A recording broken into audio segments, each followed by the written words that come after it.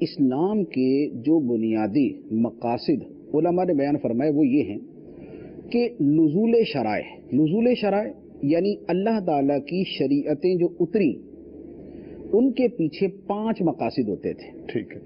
Number 1 دین کا تحفظ. ٹھیک. نمبر 2 جان کا تحفظ. نمبر 3 مال کا تحفظ. نمبر 4 نسب کا تحفظ. اور نمبر 5 عقل کا تحفظ. یہ 5 چیزیں ہیں کہ جن کے لیے شریعتوں کا نزول ہوا. تو اب عقل کے لیے جیسے دین کا تحفظ ہے تو عبادات کا جتنے بھی احکام ہیں وہ تمام کے تمام جو ہے وہ اسی دین کے تحفظ کے لیے ہیں. اچھا اسی طرح شراب کو نشے کو حرام قرار دیا. کیا مقصد ہے؟ عقل کا تحفظ ہے کہ نشے کی وجہ سے عقل زائل ہو جاتی ہے. بدکاری کو حرام قرار دیا کیوں؟ اس لیے کہ اس سے نسب کے اندر خرابی لازم آتی ہے. اسی طرح چوری ڈکیتی رشوت سود ان چیزوں کو حرام قرار دیا مال کے تحفظ کے لیے. تو یہ دین جان مال نسب اور عقل یہ 5 چیزیں ہیں جن کے تحفظ کے لیے دین کا نزول ہوتا ہے شریعتوں کا نزول ہوتا ہے. تو یہ اسلام کی مجموعی حکمتیں یہ وہ حکمتیں ہیں کہ جو پورے دین کے اعتبار سے آگے پھر اس کی کچھ تفصیل آ جاتی ہے. تفصیل کیا ہے؟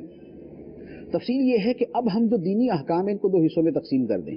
ایک ہے وہ احکام کہ جن کا تعلق بندے اور خدا کے درمیان. ایک وہ احکام ہے کہ جن کا تعلق بندوں کا آپس میں ہے.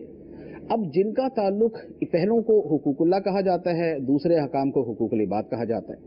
حقوق اللہ یعنی جو بندے پر خدا کے حق لازم ہیں ان کی جو حکمت ہے وہ ہے اللہ تعالیٰ کی عظمت کا اقرار بندے کی بندگی کا اظہار خدا سے تعلق جوڑنا اللہ کی بارگاہ میں عاجزی کا اظہار کرنا اس کی رضا کے حصول کے لیے کوشش کرنا.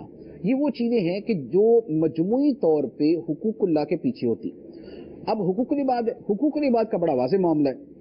حقوق العباد کے جتنے احکام ہیں مثال کے طور پہ دوسرے کو تنگ نہ کیا جائے تو واضح اس کا مقصد ہے کہ پرامن معاشرہ اسی وقت وجود میں آ سکتا ہے. پرسکون معاشرہ اسی وقت وجود میں آ سکتا ہے جب ایک دوسرے کی عزت کی جائے گی ایک دوسرے کا احترام کیا جائے گا ایک دوسرے کے حقوق پورے کیے جائیں گے دوسرے کو تکلیف نہیں دی جائے گی دوسرے کی جان مال کو تحفظ دیا جائے گا دوسرے کی عزت و آبرو کو تحفظ دیا جائے گا.